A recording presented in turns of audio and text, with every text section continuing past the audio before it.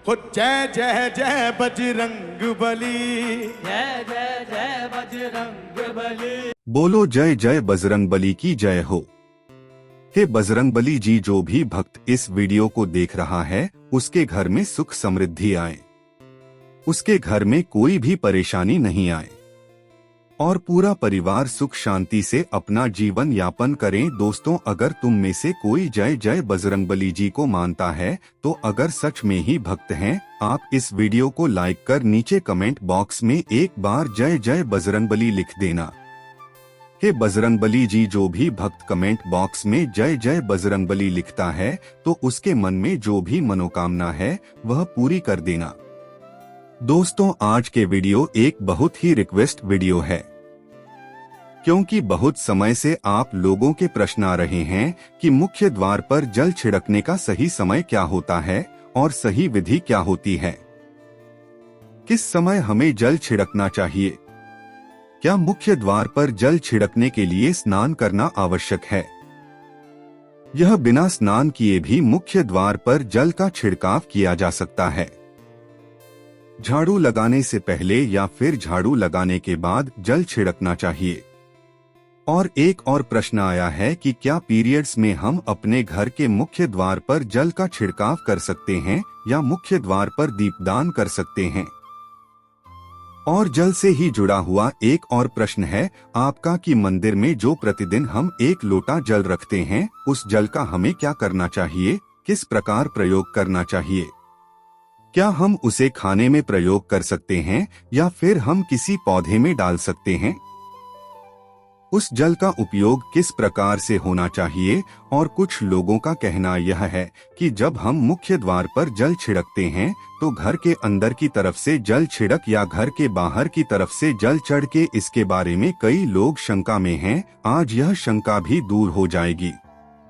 और मुख्य द्वार पर जल छिड़कने से संबंधित आपका अगला प्रश्न है कि कई ऐसे लोग हैं जो कि फ्लैट में रहते हैं, कुछ ऐसे लोग हैं जो कि किराए के मकान में रहते हैं, एक ही कमरे में रहते हैं, तो उन्हें अपने घर पर मुख्य द्वार पर दीपदान किस प्रकार से करना चाहिए? जल कहाँ छिड़कना चाहिए, मतलब वह किस जगह को मुख्य द्वार मानकर वहां पर मुख्य द्वार से जुड़े हुए उपाय करें? तो आज की वीडियो पूरी तरह से आपके प्रश्नों पर ही आधारित है। अगर आपका कोई भी सुझाव हो, कोई भी प्रश्न हो या फिर कोई भी विशेष वीडियो देखना चाहते हैं तो उसके लिए भी कमेंट बॉक्स में जरूर लिखें। चैनल पर पहली बार आए हैं, अगर अभी तक आपने चैनल को सब्सक्राइब नहीं किया है तो आज के वीडियो अगर आपको अच्छी लगे तो चैनल को सब्सक्राइब जरूर कर लीजिए और बेल बटन को भी प्रेस कर लीजिए। तो इससे यह होगा कि इस चैनल पर जो भी नई वीडियो अपलोड होंगी उनकी नोटिफिकेशन आपको सही समय पर प्राप्त होगी। और आप जानते हैं कि मुख्य द्वार पर जल छिड़कने का सही समय क्या होता है और सही विधि क्या होती है। तो देखिए, अगर आप मुख्य द्वार पर जल छिड़कते हैं तो आपको ध्यान रखना है कि जल आप एक दिन पहले ही, मतलब रात को सोने से पहले, एक पात्र में, कोई भी आप पात्र ले सकते हैं, जैसे कि आप एक तांबे का भी पात्र ले सकते हैं। तांबे का न हो तो आप पीतल का ले सकते हैं, स्टील का ले सकते हैं, चांदी का ले सकते हैं।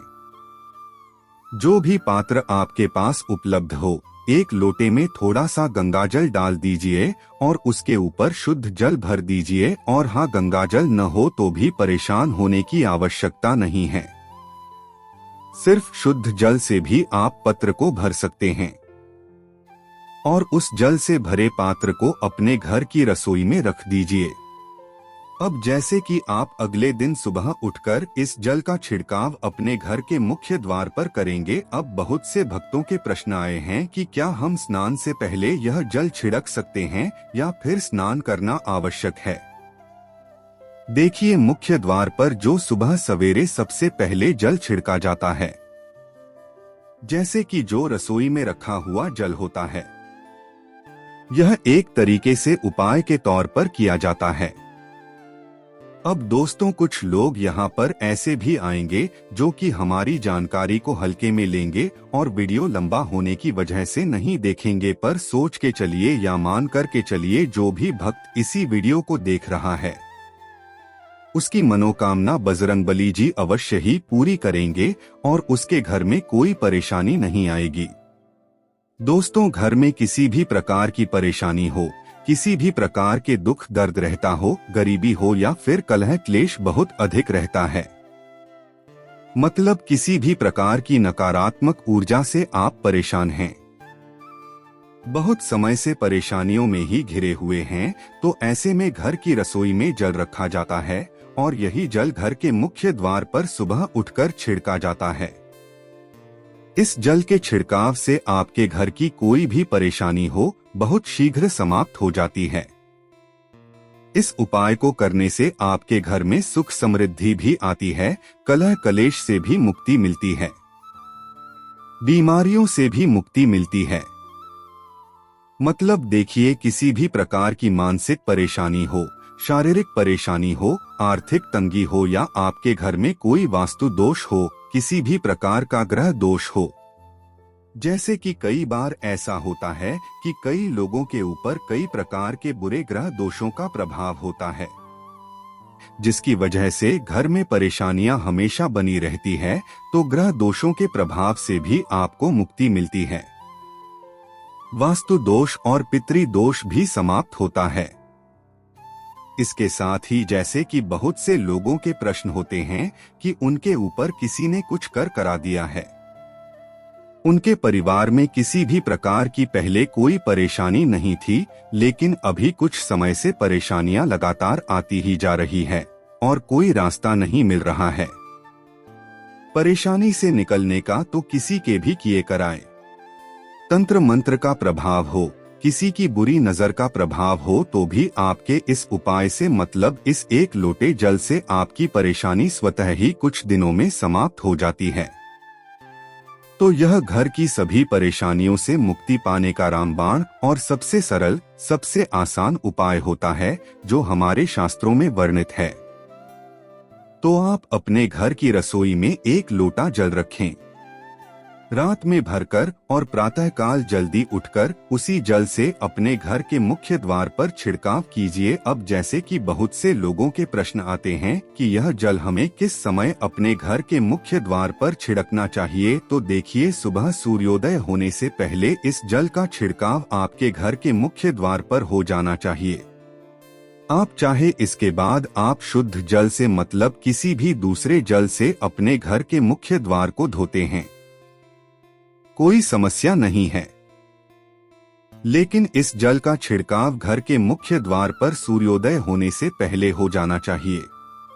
और अब जैसे आपका अगला प्रश्न है कि क्या हमें स्नान करके इस जल का छिड़काव अपने घर के मुख्य द्वार पर करना चाहिए या फिर बिना स्नान किए भी कर सकते हैं।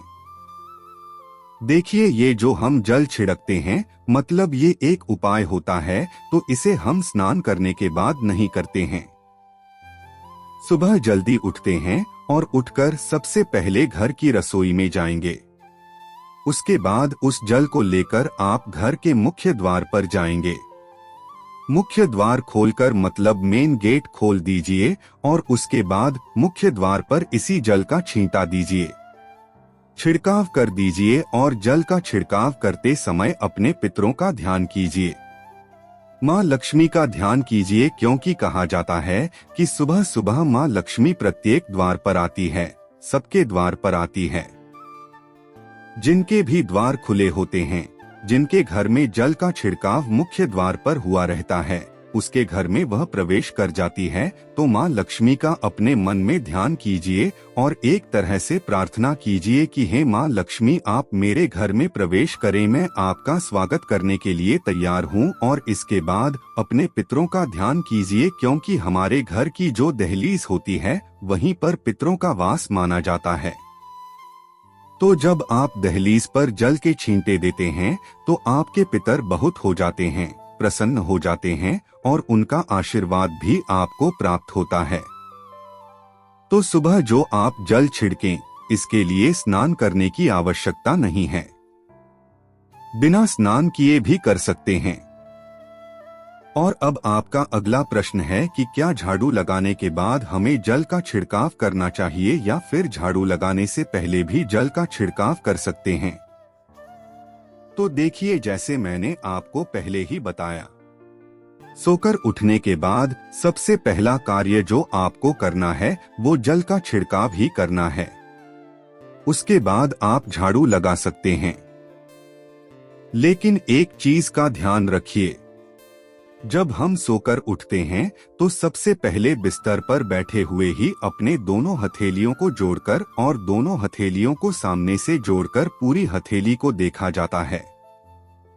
उसमें मां लक्ष्मी का ध्यान किया जाता है। उसके साथ ही पंच देवताओं का ध्यान किया जाता है। पंच देवता कौन कौन से होते हैं? माँ दुर्गा, भगवान शिव, भगवान श्रीहरि विष्णु, गणपति, गजानन और भगवान सूर्य देवता। पंच देवताओं का ध्यान हम अपने हाथों में ही करते हैं, हथेलियों में ही करते हैं। करारे वास्ते लक्ष्मी करम सरस्वती कर, मूले तू गोविंदा प्रभात प्रदर्शन। हम इस मंत्र का उच्चारण आप चाहें तो कर सकते हैं, नहीं करते हैं तो भी कोई बात नहीं। अपने इष्ट देवता का और पंच देवताओं का ध्यान अपनी हथेलियों में कर लीजिए। उसके बाद दोनों हाथ जोड़कर सभी देवी देवताओं को प्रणाम किया जाता है और उसके बाद अपने हाथ से पृथ्वी का स्पर्श करते हैं, धरती को छूकर प्रणाम करते हैं 2 बार या 3 बार और उसके बाद अपना दाहिना पांव पृथ्वी पर रखते हैं। दोस्तों, धरती पर रखते हैं। उसके बाद ही बाकी के जो सभी कार्य होंगे वो उसके बाद ही किए जाएंगे। जल का छिड़काव आप उसके बाद ही करेंगे। मतलब सुबह उठने के बाद सबसे पहले हथेलियों के दर्शन, फिर धरती को प्रणाम कीजिए, फिर धरती पर पैर रखिए और उसके बाद रसोई में जाकर आपको जल लेना है और घर का मुख्य द्वार खोलकर मुख्य द्वार पर जल का छिड़काव करना है। माँ लक्ष्मी का और अपने पितरों का ध्यान करना है। उसके बाद आप अपने घर में आ जाएंगे और उसके बाद जो भी आपके रूटीन वर्क होते हैं, मतलब झाड़ू लगाएंगे या फिर आप स्नान करेंगे, ये सभी कार्य उसके बाद किए जाएंगे। और अब जैसे कि कई लोगों के प्रश्न आते हैं कि जब हम जल का छिड़काव करते हैं, क्या उसी समय हम घर के मुख्य द्वार पर झाड़ू लगाकर और पानी डालकर क्या हम मुख्य द्वार की अच्छे से सफाई कर सकते हैं? जी हाँ, बिल्कुल कर सकते हैं। पहले आप जो रसोई में रखा हुआ जल है उस जल का छिड़काव कर दीजिए। उसके बाद और भी पानी डालकर, मतलब अगर आपके पास जल और उपलब्ध है तो और जल लेकर और घर के मुख्य द्वार की अच्छी तरह से झाड़ू से या कैसे भी सफाई कर सकते हैं। और कई लोगों के प्रश्न आए हैं कि हम किसी फ्लैट में रहते हैं या फिर किसी ऐसे कमरे में रहते हैं किराए के कमरे में कि हमारे पास एक ही कमरा है, तो हम जल का छिड़काव या फिर दीपदान कहाँ पर करें? किसी हम अपना मुख्य द्वार माने। देखिए, जो आपका अपना कमरा है या फिर जो फ्लैट है आपका, जहां पर आपका नेम प्लेट लगा हुआ है, आप उसी स्थान पर दीपदान करेंगे और उसी स्थान पर आपको जल का छिड़काव करना है। मतलब जहां पर आपका अगर एक ही कमरे का मकान है तो आपके कमरे का जो दरवाजा है वहीं पर आपको थोड़ा सा जल छिड़कना है और वहीं पर आप दीपदान भी करेंगे, जो कि मुख्य द्वार से जुड़े हुए उपाय होते हैं। वो आप अपने घर के, मतलब जो अपना कमरा है उसके बिल्कुल दरवाजे के पास ही करेंगे। और आपका अगला प्रश्न है कि क्या पीरियड में हम अपने घर के मुख्य द्वार पर जल का छिड़काव कर सकते हैं, दीपदान कर सकते हैं? देखिए, जल का छिड़काव करने के लिए पीरियड हो या न हो उसे कोई फर्क नहीं पड़ता, आप जल का छिड़काव कर सकते हैं। रही बात दीपदान की, तो दीपदान देखिए कार्मिक पूजा में आ जाता है और कार्मिक पूजा हम बिना शुद्ध हुए नहीं कर सकते हैं। मतलब पीरियड समाप्त होने के बाद ही आप कर सकते हैं। दोस्तों, बाकी जल का छिड़काव आप कभी भी कर सकते हैं, पीरियड्स में भी कर सकते हैं, कोई समस्या नहीं है। और अब आपका प्रश्न है कि क्या मंदिर में जो हम जल रखते हैं क्या वो रखना जरूरी है, और अगर हम रखते हैं तो उस जल का क्या करें? देखिए, मंदिर में जल रखना बहुत आवश्यक है। जल एक ऐसी चीज होती है जिसमें सभी प्रकार की जो एनर्जी होती है ऑब्जर्व हो जाती है तो जो हम पूजा पाठ करते हैं, मंत्रों का जप करते हैं या वहां पर प्रार्थना करते हैं, जो भी हमारे अपने मन की कामना भी कहते हैं, भगवान से तो सभी चीजें उस जल में समाहित हो जाती है। इसलिए पूजा करने से पहले घर के मंदिर में एक लोटा जल रखा जाता है और उसके बाद दीप दान मतलब एक दीपक प्रज्वलित कर दिया जाता है। यह अग्नि और जल का एक तरह से बैलेंस भी हो जाता है और इसलिए शास्त्रों के अनुसार घर के मंदिर में एक लोटा जल भी हमेशा होना चाहिए और दीपक भी प्रज्वलित करना चाहिए। तो अब इस जल का करना क्या चाहिए? देखिए, जब हम जल रखते हैं, सुबह की पूजा में रखते हैं, मतलब सुबह जो हम पूजा करते हैं, प्रातःकालीन पूजा उस समय जल रखा जाता है और वो जल हम अगले दिन उठाते हैं। मतलब जब आप अगले दिन पूजा करने जाते हैं, दोस्तों, स्नान इत्यादि करने के बाद, तो आप उस जल को उठाते हैं। सबसे पहले तो उस जल का प्रयोग सुन लीजिए। आप अपने घर के सारे कमरों में मतलब पूरे घर में उस जल का छिड़काव करते हैं, तो इससे आपके घर का शुद्धिकरण हो जाता है, क्योंकि वो बहुत ही पॉजिटिव एनर्जी से भरा हुआ जल होता है। उस जल का छिड़काव करने से किसी भी प्रकार की नकारात्मक ऊर्जा का प्रवेश आपके घर में नहीं होता। किसी भी प्रकार की परेशानी आपके घर में हो, अगर आप नियमित तौर पर उस जल का छिड़काव करें अपने घर में, तो निश्चित ही आप परेशानियों से मुक्ति पा जाते हैं कि ये कराएं। तंत्र मंत्र के प्रभाव से मुक्ति पा जाते हैं। दूसरा, इसका उपाय आप कर सकते हैं, जैसे कि घर में कोई बीमार है तो आप इस जल को उस व्यक्ति को पीने के लिए दे सकते हैं और यह जल इतना पावरफुल होता है कि इस जल को पीने से बड़ी बीमारियों से मतलब लंबी बीमारियों से भी धीरे धीरे राहत मिलने लग जाती है। कई बार होता है न कि आप लोगों के प्रश्न आते हैं कि दवाई तो हम कर रहे हैं, लेकिन दवाई हमें लगती ही नहीं है, दवाई का कोई प्रभाव ही देखने को नहीं मिलता। तो ऐसे में अगर उस जल को पीने के लिए रोगी को दिया जाए तो बहुत अच्छी दवाइयां काम करने लग जाती है। और जैसे कि परिवार में अगर बहुत अधिक कलह क्लेश रहता है, हमेशा आपस में सामंजस्य बनता ही नहीं है, आपस में हर बात पर मतभेद होता है, तो परिवार के सभी सदस्य इस जल में से अगर थोड़ा थोड़ा पीते हैं तो धीरे धीरे विचारों में परिवर्तन आने लग जाता है। सकारात्मक विचार सभी के होने लग जाते हैं और आपस में समन्वय होने लग जाता है। घर से कलह क्लेश और मतभेद हमेशा के लिए समाप्त हो जाता है। और मंदिर में रखे हुए जल का अगला उपाय क्या है? देखिए, अगर आप कोई दुकान करते हैं, कोई व्यापारिक स्थल है आपका, तो प्रतिदिन इसी जल में से थोड़ा सा जल ले जाकर दुकान पर व्यापारिक स्थल पर छिड़काव कीजिए। इससे आपका दुकान, आपका काम बहुत अच्छा चलता है। मतलब किसी भी प्रकार की परेशानी आपके व्यापारिक स्थल पर नहीं आती है, क्योंकि जैसा मैंने आपको बताया, ये जो जल होता है बहुत पावरफुल होता है, बहुत पॉजिटिव होता है। तो इस जल का छिड़काव करने से बहुत सारी परेशानियां स्वतः ही समाप्त हो जाती है। जैसे अगर आपके दुकान पर किसी की नजर लगी है, बहुत से लोगों के प्रश्न आते हैं कि हमारे काम को किसी ने बांध दिया है, मतलब किसी की बुरी नजर ऐसी लग गई है कि पहले तो दुकान बहुत अच्छी चलती थी, अब नहीं चल रही है, तो आप इस उपाय को कर सकते हैं। निश्चित ही बहुत जल्द ही आपको परेशानियों से मुक्ति मिल जाती है और दिन दूनी रात चौगुनी आपके व्यापार में तरक्की होती है। और हाँ, मंदिर में रखे हुए जल को आप अपने घर की रसोई में, खाना बनाने में, पीने में भी प्रयोग कर सकते हैं। लेकिन खाना बनाने में प्रयोग तभी कीजिए जबकि आपके घर में बिल्कुल सात्विक भोजन बनता हो। मतलब लहसुन प्याज अगर आपके घर में बनता हो तो खाना बनाने में इस जल का प्रयोग नहीं किया जा सकता है।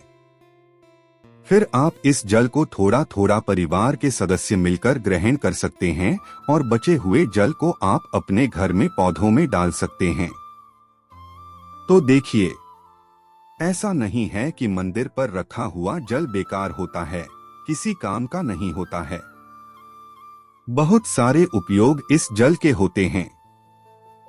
अगर हम सही तरीके से प्रयोग करें तो अपने जीवन की बहुत सारी परेशानियों का समाधान मात्र इस एक लोटे जल से हम कर सकते हैं।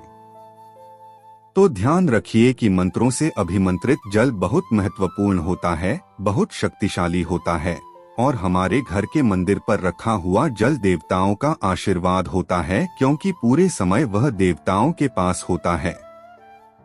देवी देवता वहां पर रहते हैं, तो उस जल में हर प्रकार की शक्ति समाहित होती है, जो कि सकारात्मक शक्तियां होती है।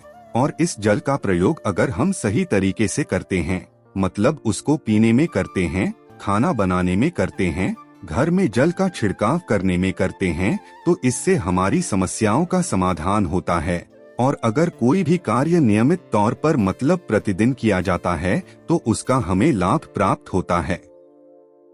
कभी कभी करेंगे तो निश्चित ही आपको उतना लाभ दिखाई नहीं देगा, लेकिन अगर आप नियम बना लेंगे कि हर रोज उसी जल से घर में छिड़काव करना है, घर में प्रत्येक व्यक्ति को थोड़ा थोड़ा पीने के लिए देना है, बचे हुए जल को पौधों में डाल दीजिए, दुकान पर छिड़क दीजिए, अपने घर के व्यापारिक स्थल पर छिड़काव कीजिए, बच्चों की बुकशेल्फ में, अपने घर की तिजोरी में, हर जगह इस जल का छिड़काव कीजिए और नियमित तौर पर कीजिए। चमत्कार आपको निश्चित ही देखने को मिलेगा। इसी प्रकार से जो रसोई में रखा हुआ जल होता है, उसका छिड़काव अपने घर के मुख्य द्वार पर कीजिए, तो इसका भी आपको लाभ बहुत ही शीघ्र दिखाई देगा।